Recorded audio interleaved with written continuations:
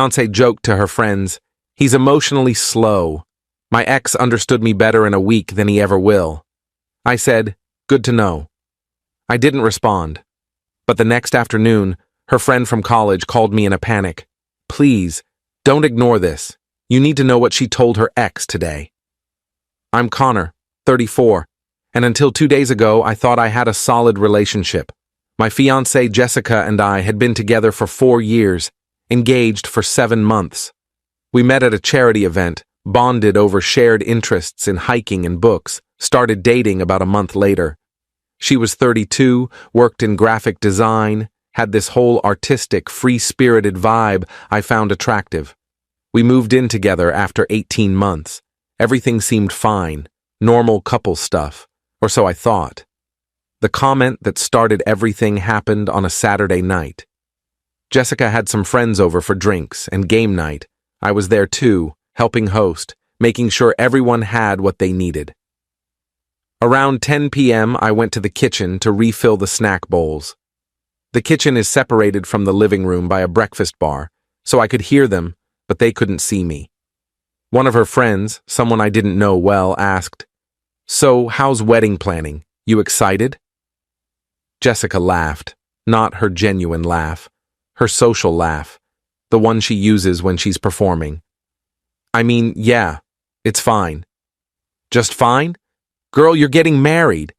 I know, it's just, sometimes I wonder if I made the right choice." My hands froze on the chip bag. "What do you mean?" another friend asked. "Like, Connor's great. He's stable, reliable, treats me well, but he's also kind of emotionally slow. My ex, the one from college, he understood me better in a week than Connor ever will. We just clicked on this deeper level, you know?" "Then why didn't you marry him?" "Because he was a disaster in every other way. Couldn't hold a job, had commitment issues, moved across the country without telling me. But emotionally, he got me. Connor tries, but it's like explaining color to someone who's colorblind. He just doesn't get it." The room went quiet for a second.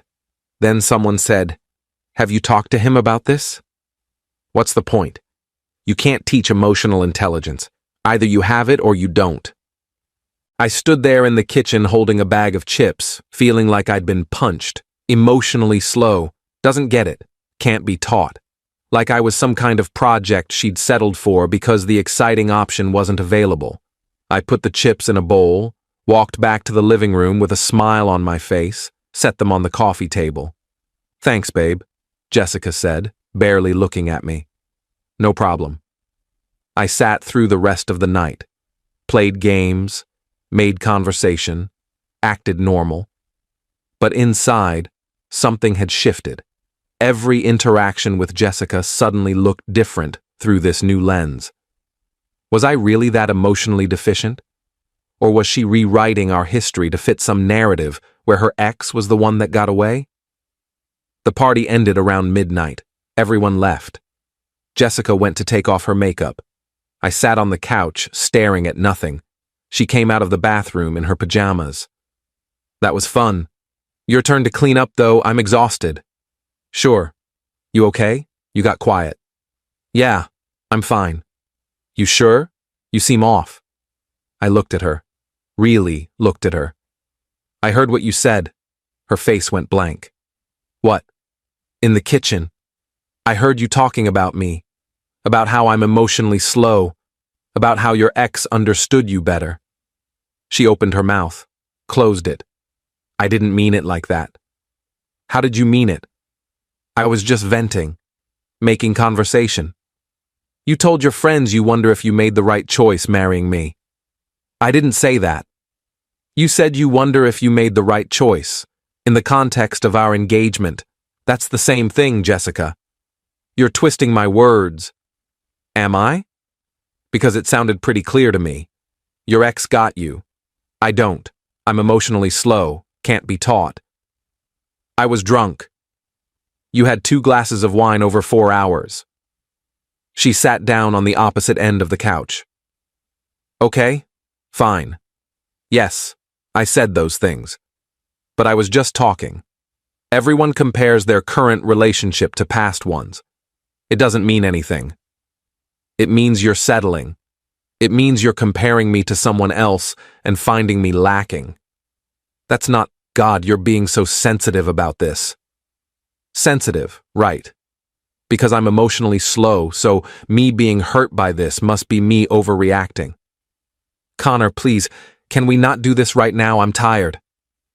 Good to know. What does that mean? It means I heard you, loud and clear. I got up and went to the bedroom. She didn't follow. I heard her moving around the living room, cleaning up from the party. Eventually, she came to bed. I pretended to be asleep. The next morning, Sunday, was tense. We moved around each other like strangers. She tried to start conversations a few times.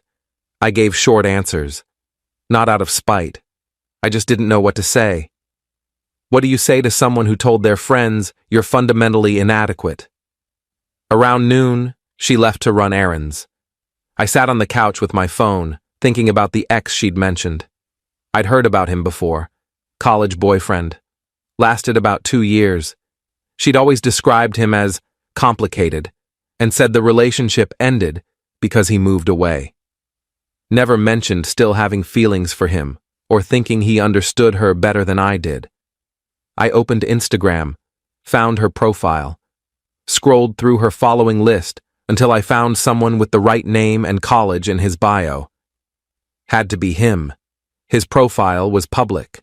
Recent photos showed him at various social events, hiking trips, art galleries, comments from Jessica on about a dozen of them over the past year. Heart emojis. Miss this, on a photo of a mountain view. Remember when we, on a throwback photo. They were still in contact, regular contact. I put my phone down and stared at the ceiling. Update 1, Sunday evening. Jessica came home with groceries. I helped her unload them without talking much. She kept trying to make things normal. Want to watch that show tonight? Maybe. I was thinking we could meal prep for the week. Sure. Connor, come on. Are you going to punish me forever for a stupid comment? I'm not punishing you. I'm processing. Processing what? The fact that my fiancé thinks I'm emotionally deficient and wishes she was with someone else. I never said I wished I was with him. You said he understood you better in a week than I ever will. That's pretty definitive. It was hyperbole. Was it? Because you've been commenting on his Instagram posts for the past year, heart emojis and reminiscing about your time together. Her face went pale. You went through my Instagram? It's public, and before you accuse me of snooping, you're the one who brought him up. I just wanted to see who I was being compared to. I comment on lots of people's posts. Not with Miss This and inside jokes. She put her hands on the counter. Okay, yes. We're still friends.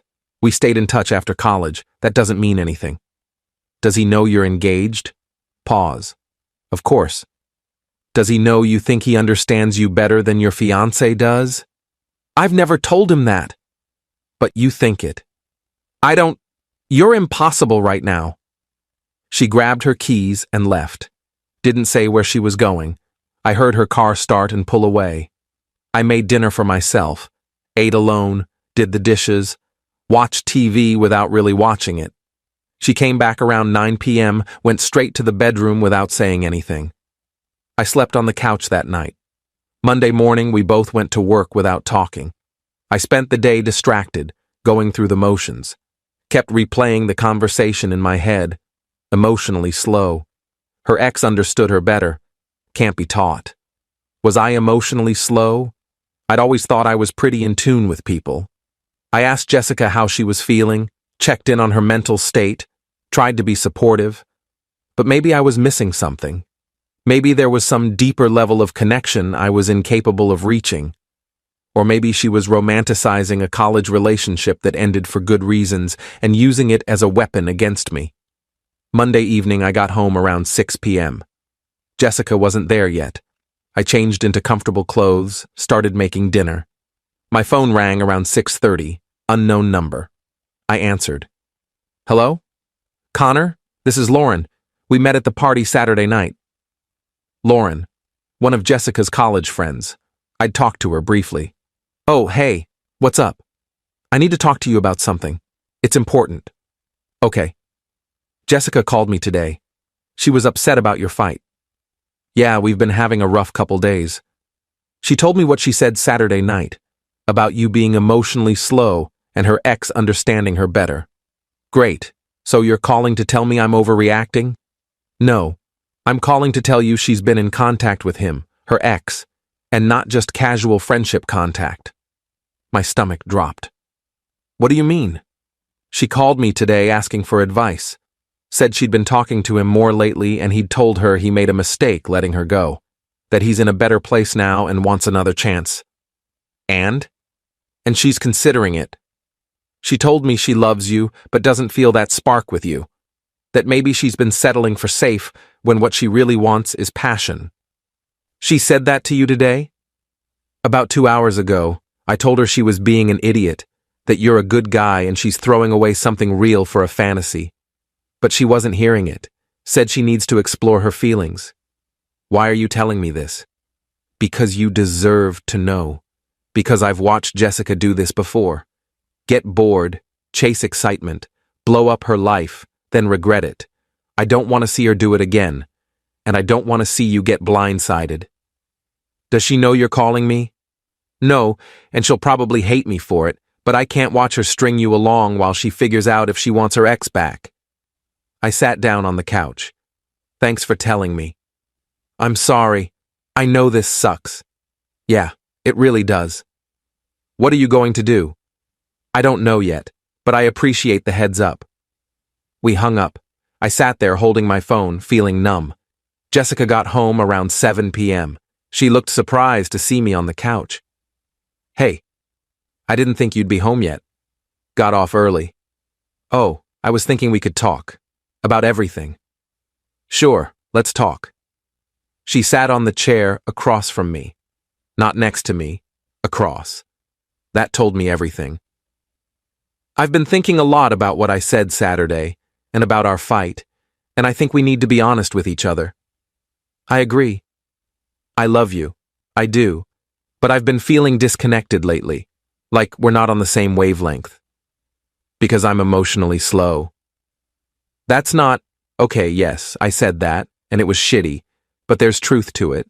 We don't connect on the level I need." "And your ex does." She blinked. "What?" "Your ex. The one who understands you better in a week than I ever will. The one you've been talking to, the one who told you he made a mistake and wants you back."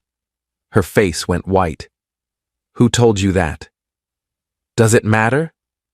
"Connor. Is it true?" Yes. He reached out a few weeks ago. We've been talking." "Weeks? You've been talking to your ex for weeks and didn't think to mention it?" "Because I knew you'd react like this." "Like what? Like someone who's upset his fiancée is having an emotional affair?" "It's not an affair. We're just talking." "About getting back together."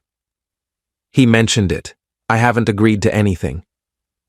"But you're considering it." She looked down. "I don't know what I want." "Yes, you do. You want him. You want the passion and the spark and whatever else you think he offers. You just don't want to be the bad guy who leaves her stable fiancé for her ex." "That's not fair." "What's not fair is you keeping me around while you figure out if you can do better. What's not fair is you telling your friends I'm emotionally inadequate while secretly reconnecting with your ex. What's not fair is me planning a future with someone who's already got one foot out the door." "I haven't decided anything." "Then decide, right now. Do you want to be with me or do you want to chase your ex?" "It's not that simple." "Yes, it is. You either want to be with me or you don't. You either think I'm worth building a life with or you don't. Which is it?" She started crying. "I need time." "Time to what? To see if he's serious? To see if I'm your best option?" "To figure out my feelings." I stood up. "You know what? Take all the time you need, but take it without me." "What does that mean?" "It means I'm done. I'm not going to sit around being your backup plan while you explore your options. You want your ex? Go get him. but you don't get to keep me on standby just in case. Connor, please. I'm staying at a hotel tonight. Tomorrow I'll come back for some clothes. We can figure out the apartment and the ring later, but right now I need space from you. You're breaking up with me? You broke up with us the minute you started comparing me to someone else and finding me lacking. I'm just making it official.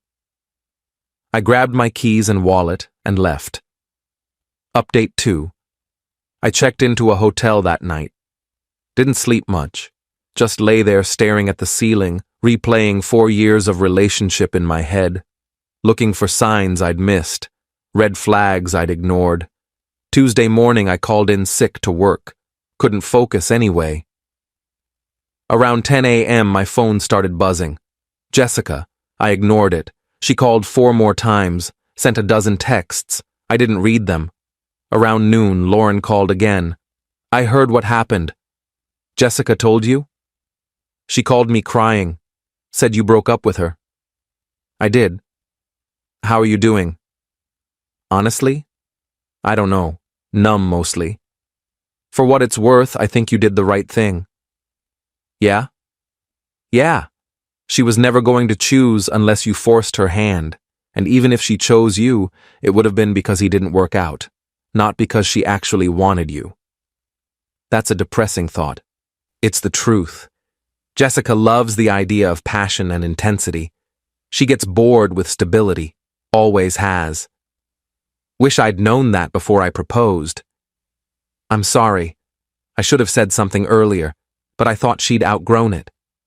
Apparently not. We talked for a few more minutes. She offered to be there if I needed anything. I thanked her and hung up. Tuesday afternoon, I went back to the apartment while Jessica was at work, packed a suitcase with clothes and essentials, grabbed my laptop and some personal items, left my key on the counter with a note. We can discuss logistics this weekend. Until then, I need space. I found another hotel closer to work. Checked in for a week. Figured I'd look for a new apartment after I had time to process everything. Jessica texted that evening. I came home and saw your note. Please, can we talk? I made a mistake. I don't want to lose you. I didn't respond. Wednesday. I finally went to work. My boss noticed I was off and asked if everything was okay. I gave a vague answer about personal issues. He was understanding, told me to take whatever time I needed. Wednesday evening, my phone rang. Jessica's mom.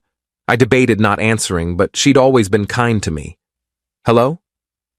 Connor, honey, what's going on? Jessica called me crying, saying you two broke up. We did. She said it's because of some misunderstanding about an old boyfriend. It's not a misunderstanding. She's been in contact with her ex, told her friends she's settling for me, and admitted she doesn't know if she wants to be with me or him. Oh, that's not what she told me. I'm sure it's not. She made it sound like you overreacted to a casual comment. She told her friends I'm emotionally slow, and her ex understood her better in a week than I ever will. Then I found out she's been talking to him for weeks, and he wants her back. That's not a casual comment. That's her checking out of our relationship. Her mom was quiet for a moment. I didn't know all that. I figured, what are you going to do? I already did it. I ended things. I'm not going to be someone's backup plan. I understand. I'm sorry this happened. You're a good man. You deserved better. Thanks. If you need anything, let me know. You're still family to me, regardless of what happens with Jessica. That made me tear up a little. I appreciate that. We hung up. I ordered takeout and watched mindless TV until I fell asleep. Update 3. Thursday morning, I woke up to an email from Jessica. Long, rambling, full of apologies and explanations. How she'd been confused, how she'd made a mistake, how she chose me, how she'd cut off contact with her ex, how we could work through this. I read it twice. Then I deleted it. Thursday afternoon, Lauren called again. Jessica reached out to him. Her ex? Yeah. Told him she was single now and wanted to see where things could go. How do you know? He posted a story about it. Screenshot of their texts, then deleted it. But I got a screenshot before it disappeared. Why would he post that? Because he's an asshole who likes attention. Always was. Can you send me the screenshot? Are you sure? It's not pretty. Send it. She did. I opened it, saw Jessica's messages. We broke up. I told him I needed to explore my feelings. Can we meet this weekend? I miss you. His response, took you long enough? Saturday work? Jessica, perfect. I'll come to you. I stared at that screenshot for a long time. She'd emailed me that morning saying she'd cut off contact with him and chosen me. By afternoon, she was planning a weekend with him. I forwarded the screenshot to Jessica with one line. Hope you find what you're looking for. My phone rang immediately. I declined. She called again and again. I blocked her number. She tried emailing. I blocked that too.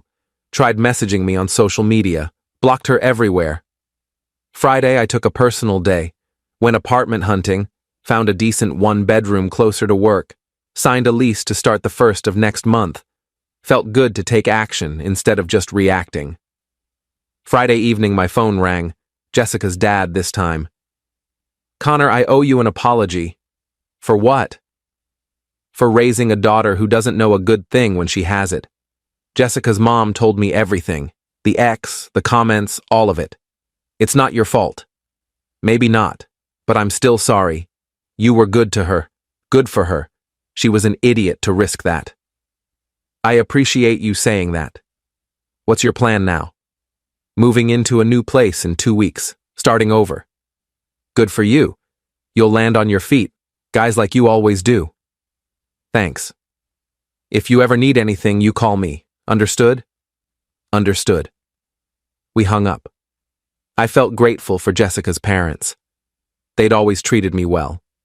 Saturday, I stayed in the hotel room, ordered delivery, watched movies, tried not to think about Jessica spending the weekend with her ex.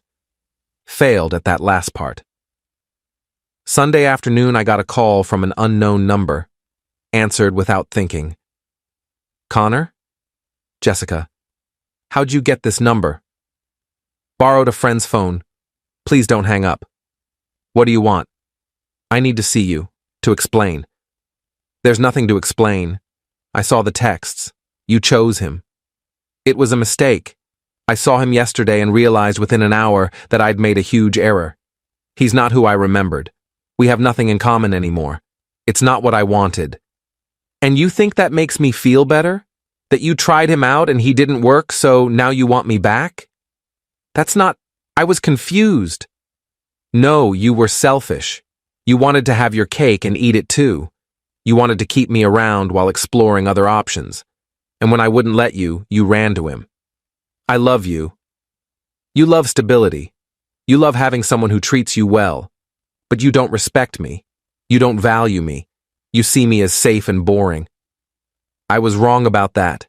Maybe, but I don't care anymore. You made your choice. Live with it.